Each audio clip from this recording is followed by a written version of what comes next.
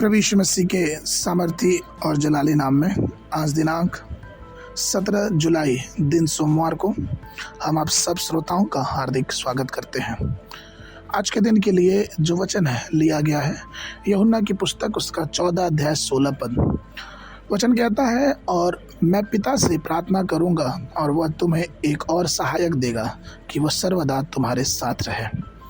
प्रियो, हमारा प्रभु यीशु हमें एक सहायक से परिचित कराता है जिसका नाम पवित्र आत्मा है।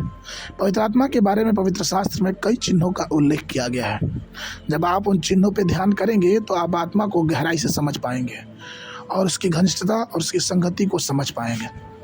प्रेरित पौलुस प्रभु यीशु मसीह के बारे में और जानना चाहता था, इसलिए फिलिपियों की पत्री 3:8 में वो कहता है, तो अभी मैं अपने प्रभु मसीह के ज्ञान की श्रेष्ठता के कारण सब वस्तुओं को हानि समझता हूँ।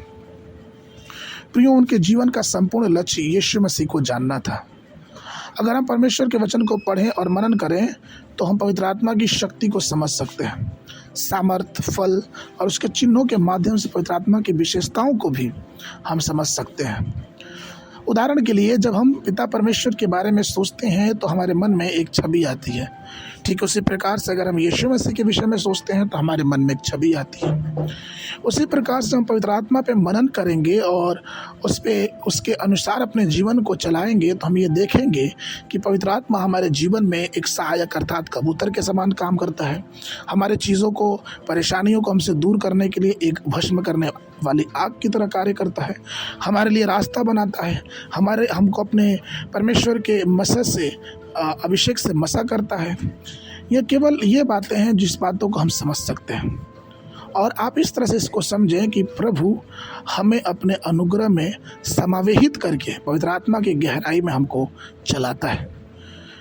इसलिए प्रभु के लोग, हमें ये जानना और समझना है कि प्रभु हमें दिलासा दिलाता है, हमारी मदद करता है और हमें प्रभु की आत्मा के अनुसार हमारी आध्यात्मिक अगुवाई भी करता है। वो चाहता है कि हम पवित्र आत्मा की अगुवाई में रात दिन बढ़ते रहें और परमेश्वर के आत्मा के द्वारा ही उस आत्मा के चिन्हों को अपने जीवन के द्वारा पारित करें और उसमें बहुतायत की आशीष पाते जाएं। इसलिए आइए अपने जीवन पवित्र आत्मा को जगह दें और अपने जीवन में और भी आगे बढ़ते जाएं। आज के मनन के लिए यूहन्ना की पुस्तक उसका 14 अध्याय 17 पद। वचन कहता है, सत्य की आत्मा जिसे संसार ग्रहण नहीं कर सकता, क्योंकि वह न तो उसे देखता है और न ही उसे जानता है, परंतु तुम उसे जानते हो क्योंकि वह तुम्हारे साथ रहता है और तुम में रहेगा। बाइबल अध्ययन के लिए सुबह के समय भजन संगीता उसका 18-19 अध्याय, शाम के समय प्रेरितों के काम उसका 20 अध्याय 13 पद से लेके 17 पद से लेके 38 पद तक। परमेश्वर आप सबको आशीष देवे।